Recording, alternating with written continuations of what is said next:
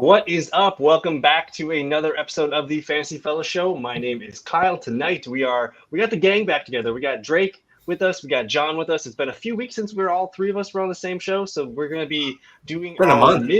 It's been maybe December. I can't really recall. But today we're excited. We're doing our mid-season award show. We're going to hit on our most valuable players. We're going to hit on our least valuable players. We got most improved. We got the sixth man. We got the rookie of the year, defensive player, coaches, and then we're going to do some fantasy type awards as well. So I will introduce it to John. What's going on, man? How are we doing? Doing good, man. Doing good. And Drake, how are we feeling tonight? Feeling good. Third Tuesday in a row, Kyle. We are developing some very good habits. As soon as the Packers lost, I was like, I'm back, guys. Basketball started when things has ended. begun. And now we're at the fun part where the NBA trade deadline happened last weekend. I was able to do a show with both you guys last week. That was a lot of fun and touch on all that stuff. And now we're going to see kind of the fruit from all those trades and see what happened. But NBA All-Star Week coming up this weekend. We have a few games to go before, I think Thursday's the last night of games. So I don't know who wants to start, Drake or John. Did you guys have a hot take on anything from the NBA All-Star Weekend, or should we just hop right into MVP awards? There's a lot of games this fantasy week, though, because doesn't it carry over? It's a 2 week. It's a double. We got a double week. It is indeed a double week. So it ends. I get to torture Jonathan for 2 weeks. What if I might torture you back? What happened with Robinson last night? My God. I don't know. You have a lot of people playing over these 4 days. I had Giddy go off, and yeah, it's gonna be tough. I've got a hill to climb. I don't know, man. You score, so I think we're in for a fun 2 weeks. But that I'm just hoping Simmons is back by the second half of the schedule for me. That's a hope. I don't know if it happens. And what's up with Ja? He's out tonight. Just tonight, ankle. Yeah, that's he's weird. Probably out the rest of the week. He's got an ankle, right? There's a ton of players because there's a lot of back-to-back. So, there's a lot of stars being rested on either the front or the back end this week, just because everyone's kind of look what John had to endure last night. Josh Giddey, Ingram, Randall, and Terrence Mann. Mm-hmm. Who I only picked up because Norman Powell was out. Sadiq Bey with a damn near 40 burger. Yeah. You held your own. I'm still not even sure exactly who Sadiq Bey is. Robinson was the leading scorer between us. And then yeah. What's up? What up? Yeah. So I can't remember which one I was talking to, if it was Drake or John, but we mentioned someone's going to be dipping into the Corey Kispert at some point in some of the Washington Wizards riffraff on their team. But Kispert.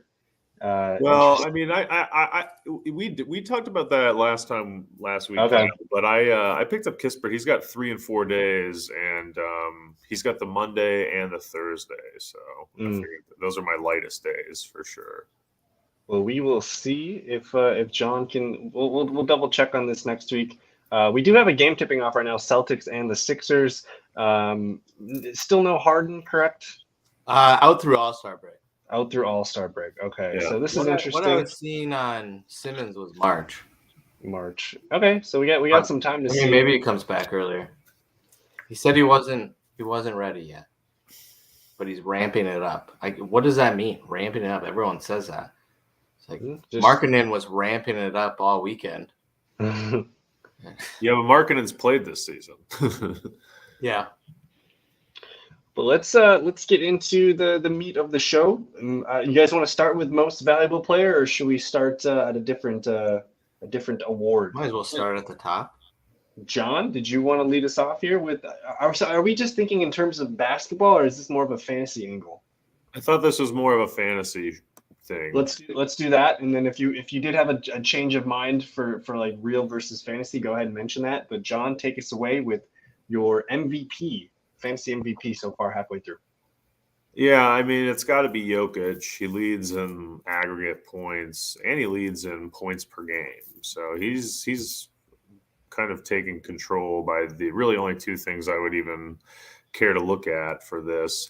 The only other guy who gets kind of a nod for me, and I guess this might become maybe I won't bring it up, but because it's a bit of a spoiler, but I'll put it this way: there's a San Antonio Spur that we all know and love that you could argue, depending on what the value in MVP means. You could argue that guy could potentially be MVP just based on draft position. So, but I'm going to take Jokic, given his just incredible aggregate output across the season so far. I like it. Good stuff. Drake, did you agree with Jokic, or did you want to throw out another name here? I think you do. I think I know who you're thinking of. I agree. It's hard to disagree, but the second name I would throw out is Joel Embiid. I mean, for me right now, he's the actual MVP of the league. There you go. Yeah, I would agree with that too. Yeah, it's just what that team has gone through this year, and he was out for quite a bit with COVID and all that stuff. I mean, yeah, I'll give the nod to him for the actual MVP, but I have to agree with John. How do you argue that? And it's for fantasy. He's scoring a good 2 point, almost basically a point and a half more than Giannis, who comes in second with most points per game. I wish ESPN told us how many games each player has played here. But in terms of, I guess, when you think of the real MVP with the records, it makes sense that Embiid's that guy. Jokic, though, it's impressive that Jokic is still putting up all these numbers with the lack of weapons that they have on that team. So he's averaging 8 assists without Murray, without Porter Jr. So it is pretty impressive. He could make the case for the MVP in real life too. So I think it's clear Jokic is the most you can't really argue. Like, he was the first or second overall pick in most leagues this offseason here. So he is holding up to be the MVP. And then for funsies, I'm glad John shouted out Dejante Murray.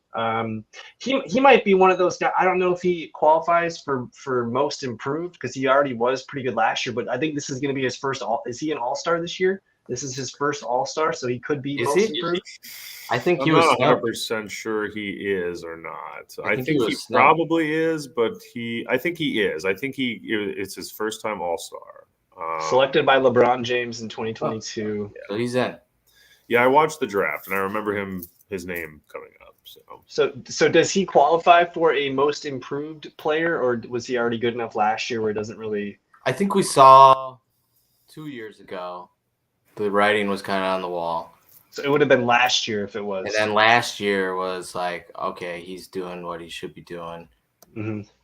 But it was the COVID year, so, kind of weird. And then was the second COVID year. And then this year he's at where we all thought he would be. Mm-hmm. So that's probably grounds for most improved. I don't know. Most improved is going to go. I was going to bring him up within. I was going to bring him up in the most improved conversation. I don't think I was going to give it to him, but I was going to bring him up. But don't you think most improved is like someone went from a little more obscure to this? Well, we saw the writing with Dejante. If we're talking about fantasy, though, you're talking about fantasy. A guy. If we're talking about fantasy, the reason I bring him up is because he's got basically like the third or fourth most aggregate points, and then he's also like top 5, top 6 in points per game. Yeah, and then he's also, to Kyle's of interest, I think he's played a lot of games this season, so he's available, he's reliable, he's scoring points in all sorts of ways. I think he would probably be I don't know, I don't have the category league aggregate rankings in front of me, but I'm sure he's a beast in categories too. So he. And what was he averaging last? You factor in where you drafted him. That's where the MVP conversation really tilts for me, because that's where the value part of MVP becomes debatable. So, to me, that's why I wanted to bring him up. But I think it's got to be Jokic. I just want to pull up his. I want to talk for most improved though. For most improved, he's absolutely in the conversation. I don't think I would give it to him, but I think he's in the conversation. His points are up a little over 4 points here. His assists are up 4 assists per game. His rebounds up 1.2. This is looking really good. His shooting is pretty steady though. He's about 80, almost 75 to 80% from free throws. 3-point shooting is kind of lower than normal, but his points. I think John has a good argument here. It does look pretty good here, but I think we'll get to that in a little bit here. I do want to shout out, like, it's kind of a fun thought. The least valuable fantasy player so far this year. Ooh. Actually, before you get to that, I wanted to just Simmons? run this by you. Well, he wasn't drafted very high though. So like we're probably thinking of guys like in the top 30 or so that might have busted. But I wanted to get you guys' thoughts on Kevin Durant. Least valuable for me is Russell Westbrook. I'm throwing that one out right now. I like it. And in terms of fantasy points per game, like Westbrook is barely in the top 40. You know, how many fantasy points has Ben Simmons scored this year though? Where was he drafted though? When did you take him, John? I took him in the 6th because I got thirsty. That's not bad. What was Pele probably took Westbrook in like the 5th. The 2nd or the 3rd, I would almost imagine. Second or the 3rd? Let's take a peek here. So we know that that's first round doesn't count, and anyone in the 4th. Does anyone in the first round? But okay, 4th. Never mind. I mean, Zion hasn't played. Zion definitely could be the answer. Can we scroll up to the 2nd really quick for me? Paul George. Can we really count guys that are injured or haven't played though? Like, we can throw anyone under the bus we want to. I just think it's a little more fair though to a guy that's underperformed versus a guy that hasn't been there and played on the floor. So to me, Westbrook does make a lot of sense. That's like one of the highest guys that's been on the floor and has underperformed. Julius Randle is underperformed. Damian Lillard is on this list, and maybe Sabonis as well. Fox? I mean, look where Fox went. Well, never mind. Sabonis is a first. These are all keepers. These are keepers. Yeah. All would have been in the top. Kept Chris Middleton. Yeah, I guess my dad did. So I think Drake brought up a good point in Julius Randle, and John had a good one in Russell Westbrook. I just want to look in terms of fantasy points here and see where those guys stand in the grand scheme of things, because technically they were taken in the top 40. So let's see just how far down they actually are. Randall's doing well this year. He does good for fantasy, but he's pretty low on the totem pole with actual performance. Yeah, he's fine for fantasy. Yeah, he's coming in around number 11, number 12, so he's doing good. Look at Tatum. Up there.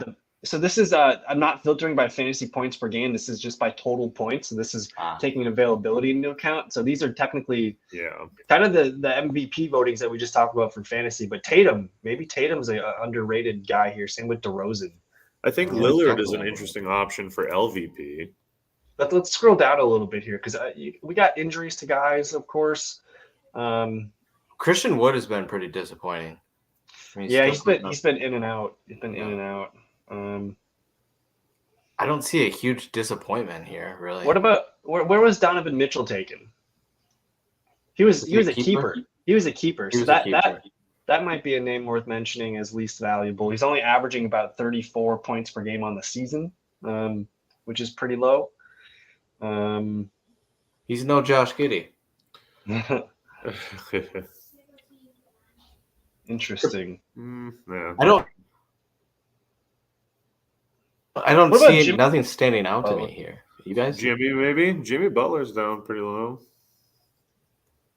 Well, just looking at the list of names here that were kept, Jimmy Butler's averaging 42 points per game, though. So, like on an average, he's playing well. It's just he's missed some time. But I'm interested in maybe Donovan Mitchell being an LVP. Of course, the guys that are injured, that's easy, low-hanging fruit. But I did think for where Russell was drafted, though, that's not terrible. For his output. What's Chris Paul doing? Chris Paul is leading the league in assists. He's having a good season.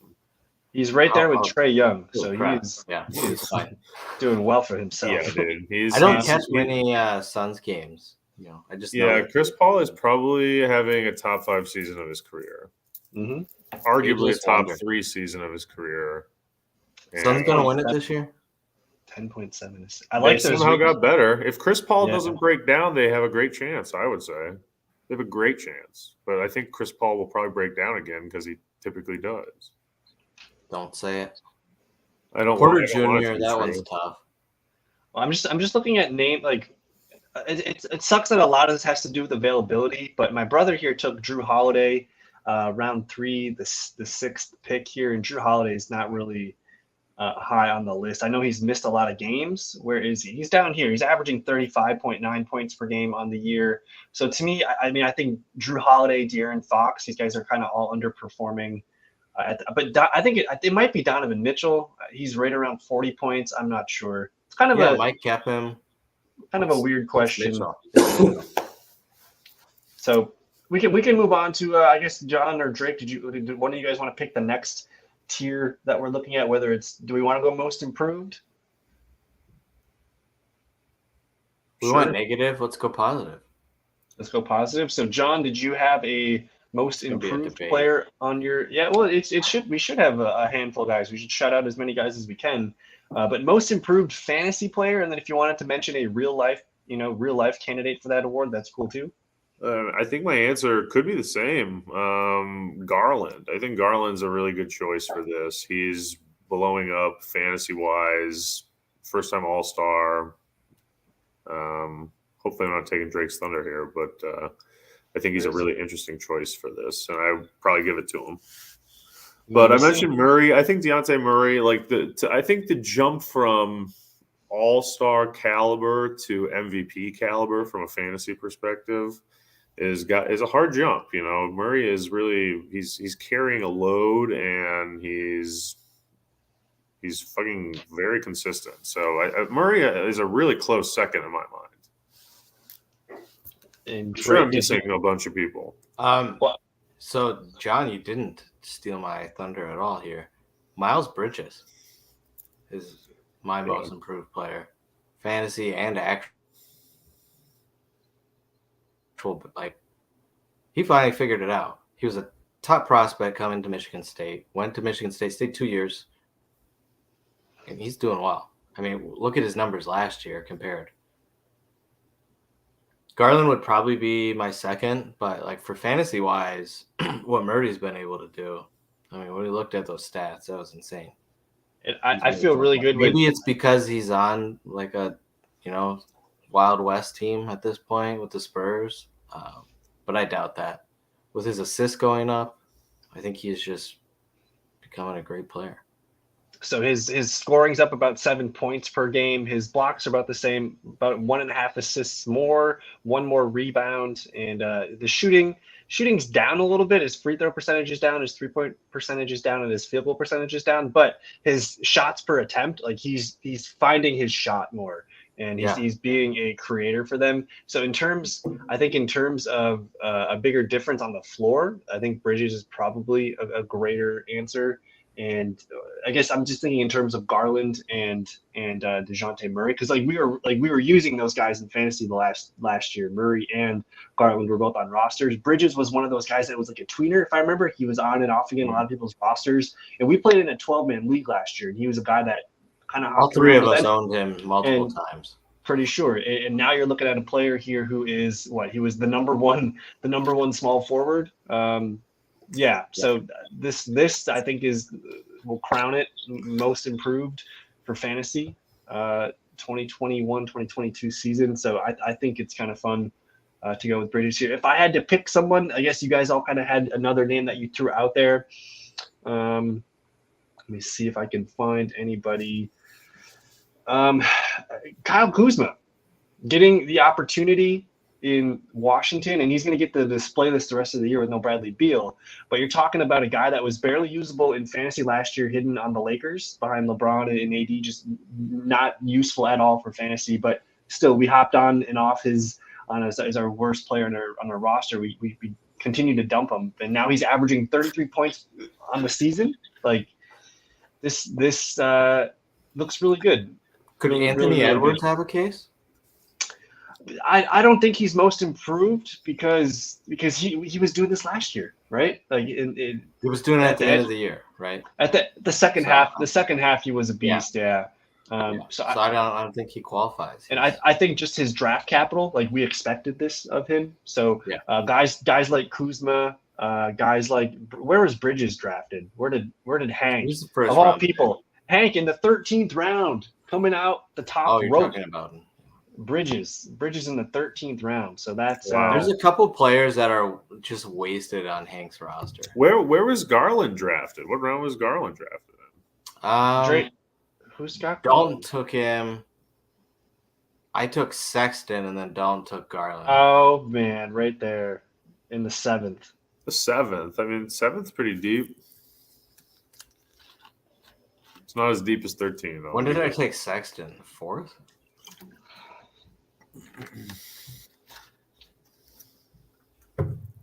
Go up. Very interesting. Lots in the 5th. Top of the 5th. Top of the 5th, yeah. So I had Sexton already. I was like, I can't own Garland too. I did take Siakam instead of Garland, so it's not terrible. You're fine in that round. That's good. We got Aiden in the chat room saying Inferde Simons is making a good case, but I think he's going to be a guy that qualifies for the waiver wire award for me because he's a guy that really wasn't drafted, but he's a guy that could eventually help you win a championship in fantasy this year. He's playing really, really good. He dropped some threes on the Bucks last night. That was not fun to watch as a Bucks fan. So we'll get to Simons. I think he'll be a candidate for one of the waiver wire pickups of the year. But so we got into the most improved players. I think we got a good list there. Did we want to put some shade on some least improved players, or is this just kind of something that's something that we should just avoid? I think what we need to talk about is Aiden's thumbnail picture. What is going on? Dougie P and Trevor Lawrence. Oh, it is. That is a nice Photoshop too. They got the shadows. That's great. The shadows on Peterson are just way too. That is legit. Well done. Drake always spots a Jaguar. Beautiful. But what do you guys think? Least improved players? Did we want to get into this? Is that kind of something negative? We want to stay away from. Didn't we already do least improved? We did least valuable fantasy player, but I guess least improved. Well, Giannis hasn't improved. Regressing, I guess. That's wow. I would disagree. Jesus. Let's look for some. What about Anthony Davis? He's still at an average points per game though. He's still putting in points. I think this is a hard category. Yeah. I think when will SGA play a game of basketball? Probably not till next fall. My least improved. Is that what you're thinking, Kyle? What was that? You're really thinking not till next fall? It's just like they said they're going to reevaluate him after the All-Star break, so he's probably going to play. But again, like their season's already lost. So like even if he comes back, like what's it for? You know, like why are they? I don't know. It's going to be a weird situation where if he even like if he tweaks it again or if he has any kind of injury, like I don't see a point to play him, especially when you're looking at a team here that's 18-39. Like I don't know. Yeah, I don't know. But John, what was John saying? I got a least improved. My least improved, you can just put it in chalk or put it in stone. It will be the same thing every year. Tobias Harris. That's my answer for this year's pod and for the next 5. Okay, we'll take it. Drake, did you have anyone for least improved? Yeah, Giannis. Okay. We won't agree with it, but we will allow it. And if I'm looking for a least improved player, I'm thinking Kelly Oubre. He's actually playing better. Really gonna call out Kelly? I'm gonna call him out because he's actually playing better for fantasy. But he I guess with the Gordon Hayward injury, his numbers are looking better. So I'll take it back. I'm trying to see anybody else. Hayward, I guess. Shots fired at Dennis Schrader. Kelly Oubre on this pod. Wow, we boys. What about Dennis Schroeder? Sure, that's the one right there. That's the guy. There we go. It is decided. Dennis Schroeder, our LIP. And with that said, we're going to move on to our Rookie of the Year. Probably, I think it's Drake's most excited category here. So we'll let Drake take this one away. Rookie of the Year, go.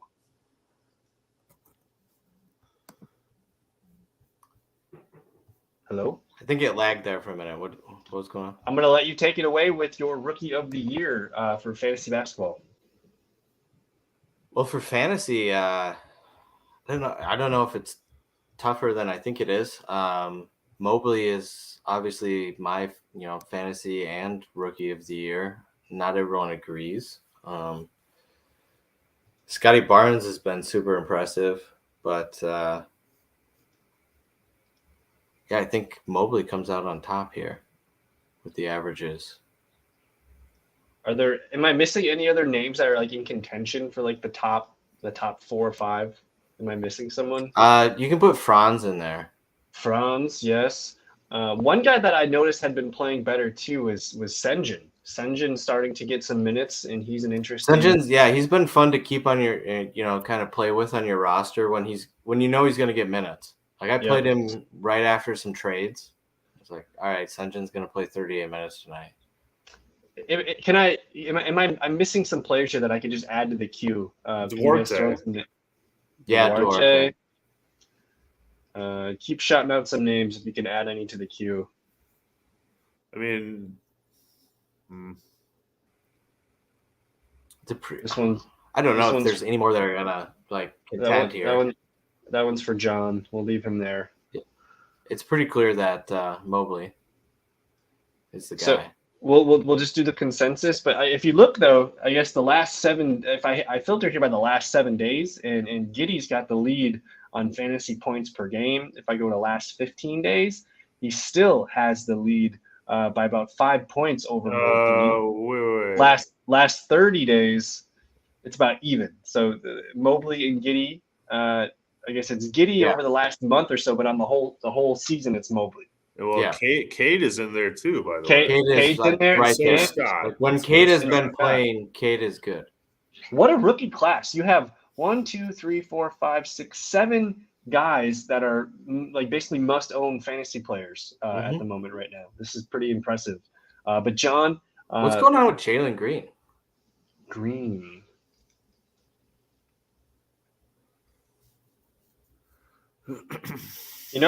We're missing Davion Mitchell too. There's a ton. There's like 10 rookies. And Mitchell's not going to touch these numbers, though. He was. Mitchell will be comparable to Jalen Green. Yeah, I think he'll be right around Green. You're right. It won't let me add any more players to the queue here. So Green.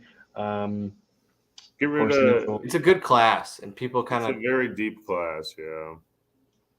Talk down on it because there wasn't that one. There wasn't that future LeBron, but it's solid. So on the, I guess, numbers on the season here, it is Mobley, 33.1 fantasy points per game. Cunningham, 31. Scotty Barnes, 32.1. And Giddey, 31.1. So they're literally all on the season. They're within 1 or 2 points of each other. So I think you can make a case for either of them. I think it's going to be technically the rookie of the year, like the real award. It's completely wide open, and it's going to depend on how these guys play the rest of the way. John, did you have any thoughts here on these top 4 rookies and some of the other guys? No, it's just I think we've covered it pretty well, like in terms of the depth of the class. I think it would take a long time to cover these guys individually. I've seen Jalen Suggs in person just a little under a month ago in Chicago, and he scored 7 points, and he jumped off the fucking the court. He really stood out in a game where he didn't score very much.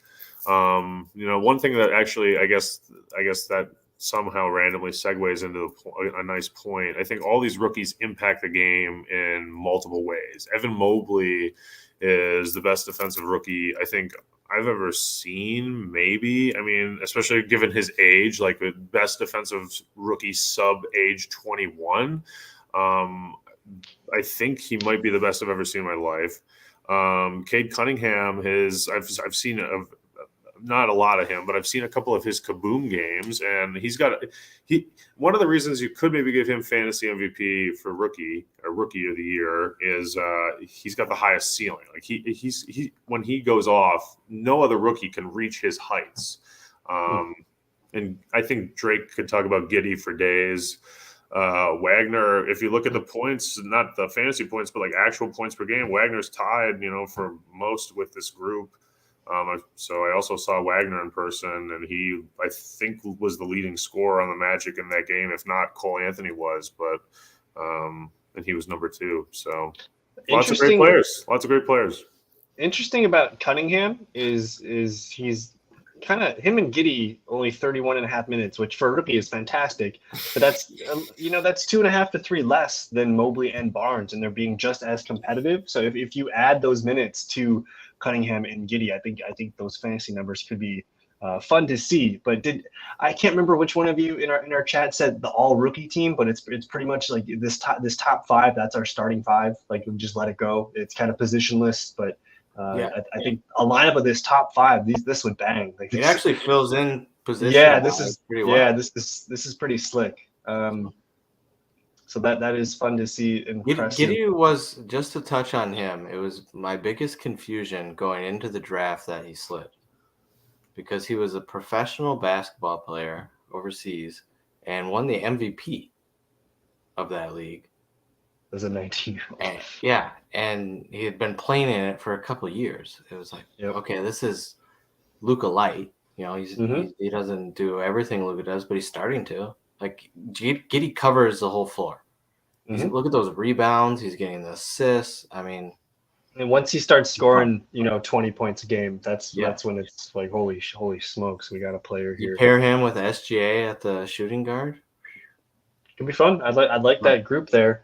But we'll keep it moving here. We did Rookie of the Year, 6th man. So John, how does this work for fantasy? Like, who can we define what a 6th man for fantasy is? Is that just any player coming off the bench, or what is a 6th man for fantasy? Yeah, it's a tough one. I don't really have an answer. I was gonna go on. Can we define it as the pickup of the year?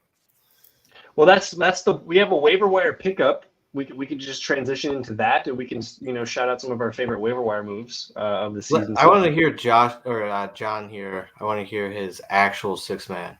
Well, I don't have an answer, but I was going to look up, go to NBA.com, go to their stats page, and you can like filter to like players that mostly come off the bench. And I was going to like bench minutes essentially, and I was going to see who was the better player. I didn't get around to it today, but I don't have a great answer for this, so I think we maybe should pivot. But this is here we go. So. Carmelo, Hero is a great choice. Clarkson is a decent choice. I think Hield has been having a good fantasy season, so Hield's probably a decent choice. Montrez always has good fantasy numbers. I'm not sure if that's true this year, but I just assume it's true.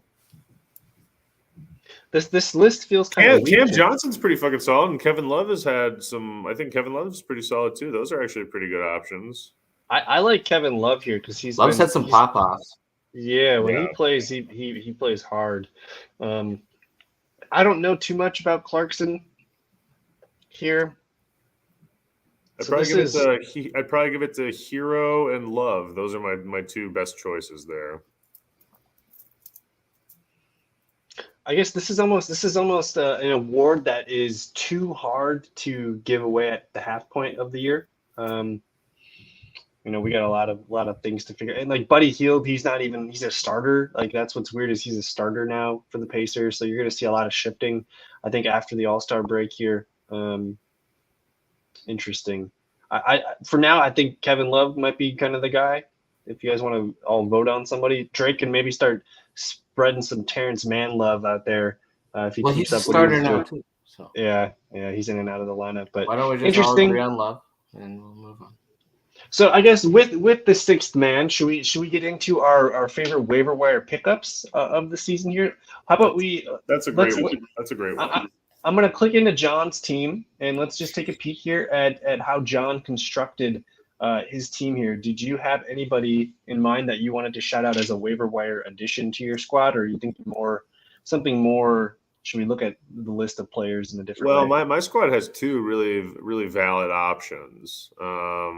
And maybe 3, depending on how deep your league is, because I got Valanciunas very late, but I did draft Valanciunas in our league. Maxey and Bane are the 2 choices for me. I think those are certainly in the running for top 5. They're pretty much unquestionably top 5 in this category, I'd imagine, across the season, across all players. So I think I'd probably give it to Bane, but Maxi's been probably better. I don't know. I don't even know which was better. I think it might be Bane. In terms of Maxey, percent, Maxey. in terms of percent rostered, Maxi's at 85%, and Bane's about just under 80 for you. Yeah. So that's probably Maxey. That's probably Maxey. I'm interested to see what happens when, when they get Harden on the floor, what happens to Maxey's numbers. But I think for now, if you were able to pick up Maxey earlier in the season, you're a pretty happy camper with what he's been doing.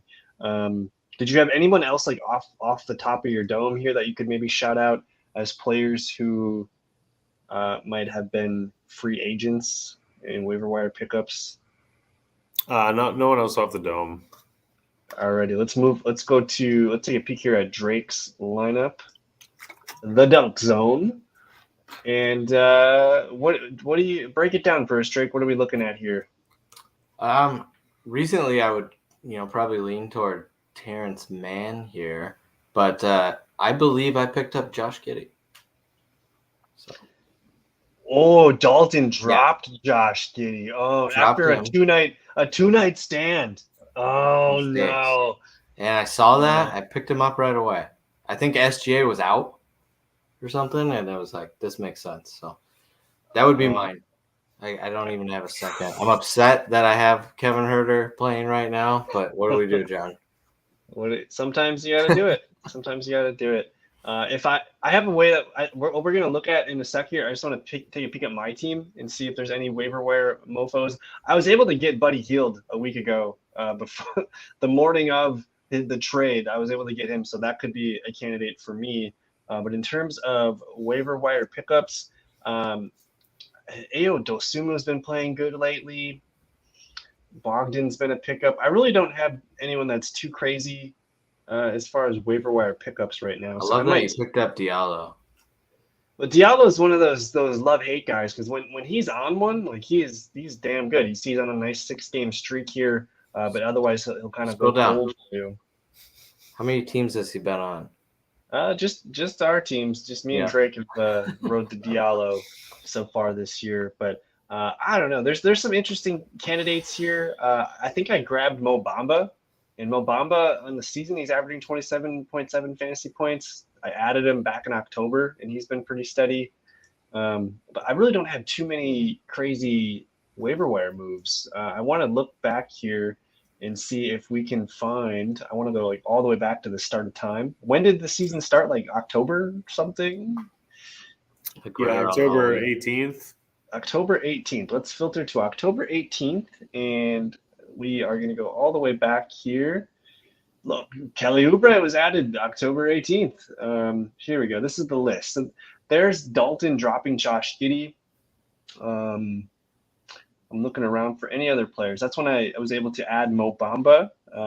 Terrence Mann added around there. Josh Giddey, Al Horford, Blake Griffin. Let me go back one more page here. I'm trying to think. Jalen Brunson. That's going to be one of my waiver wire pickups of the year. Jalen Brunson. This is a guy who's been getting starter minutes next to Luka, and you look at his fantasy numbers ever since he was added. He was added by Matt Bain on October 28th, and Matt's not even going to dump him. Like that's how good he's been. So that's an interesting player there. Waiver wire pickup of the year. I'll shout out.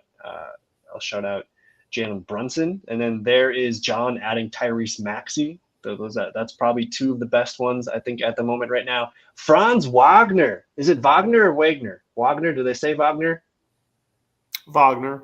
It is Wagner. This might be the way. Like we got rookies Wagner and Giddey, being picked up early in October, and no one's even cutting them just because they can't. And that just goes to the strength of this rookie class. But Wagner added October 24th.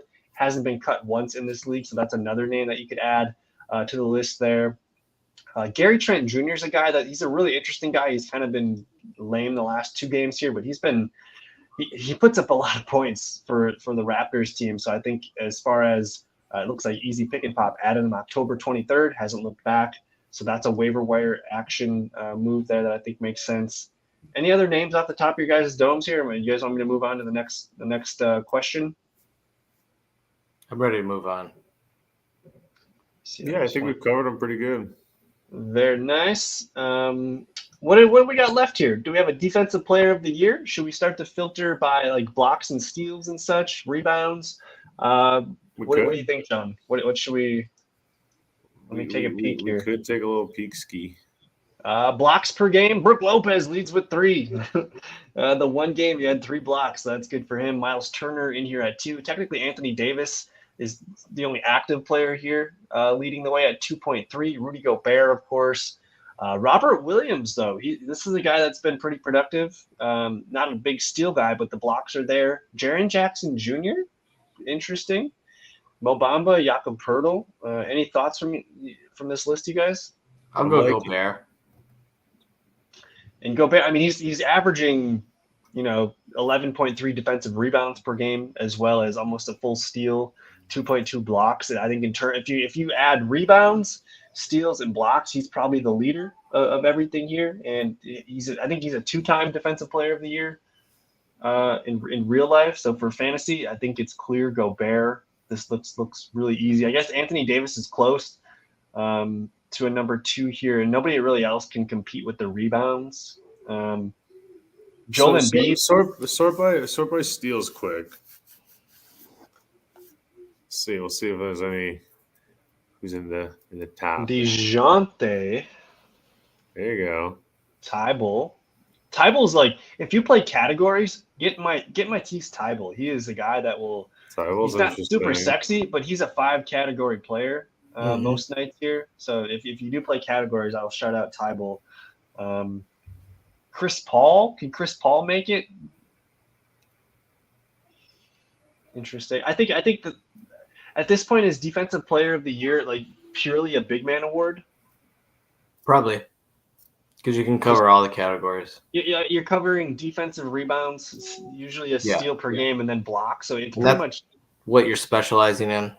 Yeah. Right. So you're looking at leader in defensive boards is Rudy Gobert here, and then in terms of blocks, he's like the only guy that's over 2 blocks. So I think it's clear it's Gobert.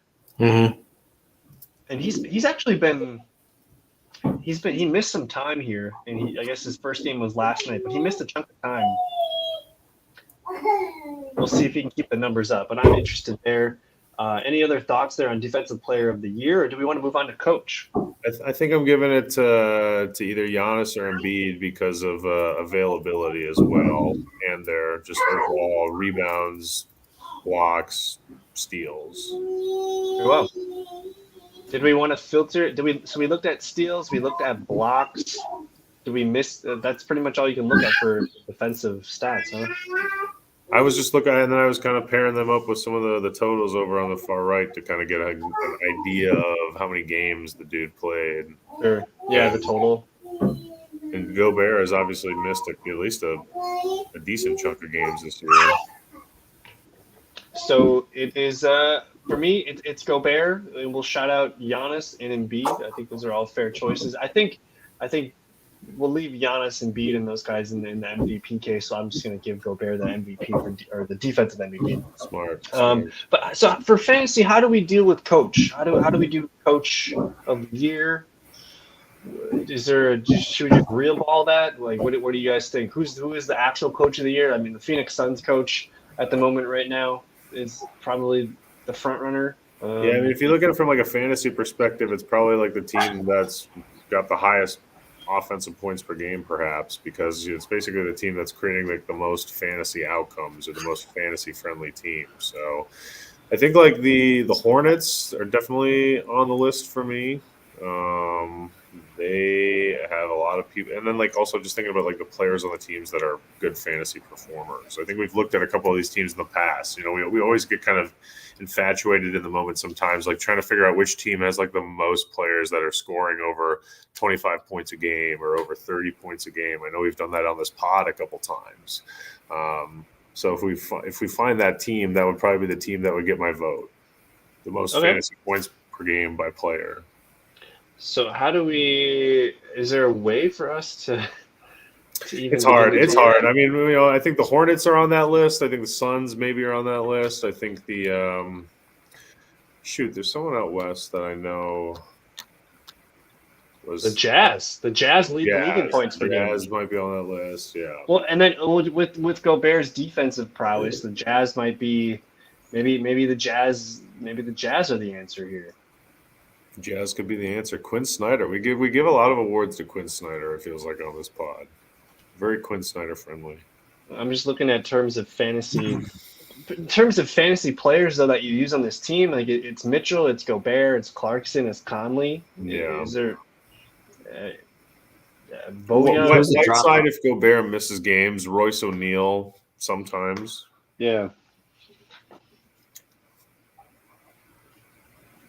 So it's interesting. I think that's a difficult question for fantasy. But in terms of real ball, did you guys agree on anyone here? Are we looking at Phoenix? Yeah, I think Phoenix is a good choice. I think JB will probably have his name in that hat for the Cavs. I mean, with their improvement. I mean, Phoenix was good last year. I mean, this team's kind of coming out of nowhere. You could make the argument for Billy Donovan, or you could make the argument for Spoelstra. So, Spoelstra is a good one. Shout out to Taylor Jenkins, Memphis Grizzlies coach. They have a better winning record without Ja Morant. That is impressive. Yeah. So I think there's some guys. I think probably the best team their coach will get it, but. Who won it last year? I don't even know. I can't remember, but I kind of want to give it to the Grizzlies coach because that is damn impressive to be. They're 40-18. 40-18, and Ja has missed 15 to 20 games. Yeah, is that right? Like that is when you factor, and then this team still. Let's give it to the Grizz. Still second or third in total points per game, so I think that's pretty cool. We'll go with the Grizzlies here, but. That's kind of. I think we're all out of awards to give. Did you guys have any other things you wanted to shout out or anything you're looking forward to over the All-Star break? Or Drake, what do you got to finish the show? Yeah, I mean it's in Cleveland this year, so looking forward to that. And we got 2 Cavs in it now with Allen and Garland. So it's been a while since I've watched an All-Star game, guys. I'll be honest. I probably still won't watch this one, but maybe I'll check in a little. It's kind of like the Pro Bowl at this point, but the draft was super fun. Right on the trade deadline. I mean, the Kevin Durant banter with LeBron. I mean, you can't beat that. So it's set up to be a fun event. I think they've done a good job this year, and I'm looking forward to it this year. And John, how are we feeling? Any other awards to give out or anyone you want to shout out, or what are you excited about for the All-Star weekend? Well, I'll share one thing I'm not that excited about, the imbalance in the team. Sometimes this draft format has led to one team being a little more stacked than the others. Team Durant, especially with Kevin Durant not playing, is a notably inferior basketball team. So that's kind of frustrating to me.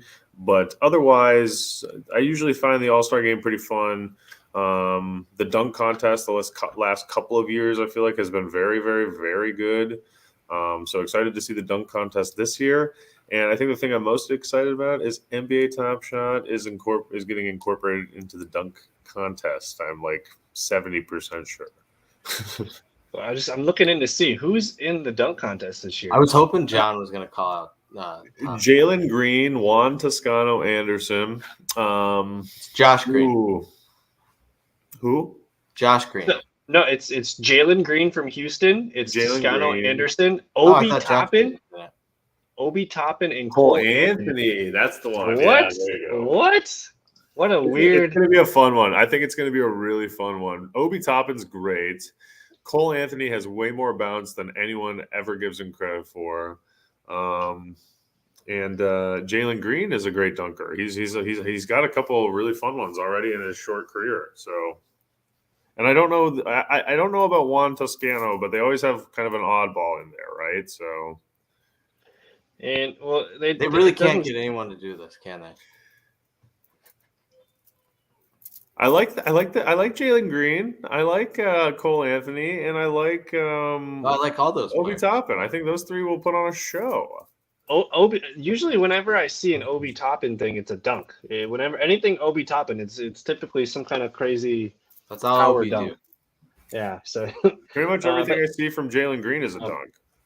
But now, you guys, now that I'm looking at these rosters, Andrew Wiggins, did we bypass him on maybe one of the most improved players? No, I think it's how he's on the other side of the coin. He's the worst all-star starter in NBA history. Yes, but I think it's his first all-star appearance, correct? Mm-hmm. So I guess his numbers aren't that great. Yes, agreed. It's just why. So why is he a starter this year over fan voting? Because of the fan vote. Yeah, interesting. I guess I'm unsure. I had him on my fantasy team last year, and I didn't enjoy him, to say the least. He's averaging, he's averaging less than 30 fantasy points a game as an all-star starter. Interesting. Yeah, this does feel kind of weak. It is. There was a big uproar about it. Interesting. So I'm pissed. It bothers me. So, I mean, I guess who would we rather have starting here over Andrew Wiggins? But it should be Murray. It should be Dejante Murray, but Trae Young's Murray, Booker. Murray, Booker were the two that came to my mind as well. Mello. It's probably, I guess, in the true two, it's probably Booker. Yeah. It's probably Booker. But yeah, the thing that I noticed was the starters on Team LeBron. Probably going to get off to a hot start, I would imagine. But I don't know. It's going to be fun. We're going to be having some fun. Look at that team. Yeah. Harden's not playing, though. It's Allen, right. They put in. Yep. Yeah, that's where Allen is. And I think there's a couple other guys who are at risk of missing this game. I think there's going to be a couple more alternates. Well, who's taking over for Durant? And Draymond. Why did Draymond the fan vote? Like, he's been... Yeah, the guys that are taking over for Draymond and Durant are already... They were part of the All-Star draft. Oh, okay. Part of the situation. Hmm. I think Dejante Murray was actually an alternate, believe it or not. Dejante Murray was. Yeah, I thought he got snubbed originally. He was an alternate. I'm pretty sure. And Andrew Wiggins is a starter. Well, these alternate, like Dejante was the 16th pick though. Was he the automatic Durant alternate? Maybe. No, you can pick. I mean, you can pick the players in the second round whenever you want to. Huh. That's all they picked was the second round, right? No, they picked both rounds. Oh, okay. They did the whole draft. And Durant picked Booker first. Durant got the first pick in the second round. He picked Booker first. And earlier in the day, he bought a number one serial NBA Top Shot of Devin Booker. I think we got to end on that. That's cool. Any final thoughts here before we get out of here, guys? We're gonna try to enjoy the weekend here. All-Star basketball, man. We're gonna be. Is it Saturday? Is the Saturday night the dunk contest? And what's the schedule? Yeah, I think it's Friday is like the Rising Stars game. Saturday is dunk contest, 3-point skills competition, which Team Antetokounmpo will be fun in that. And then Sunday is the All-Star game. I think this year's Rising Stars game might be something worth looking into. It's fun if it's on. Well, we just looked at the rookie class this year. Like the rookies are going to destroy the sophomores if that's still how it's played out. So the sophomores are better. The sophomores aren't bad though. You have Halliburton, all sorts of great players. Yeah, it'll be fun. That game they usually care about. Yeah, well, they don't know better, so they try their hardest. So we'll see. That's going to do it for tonight's show. You guys enjoy the All-Star weekend. I think I'm still going to go live Thursday night. Undecided what I want to do yet. I might just do kind of a.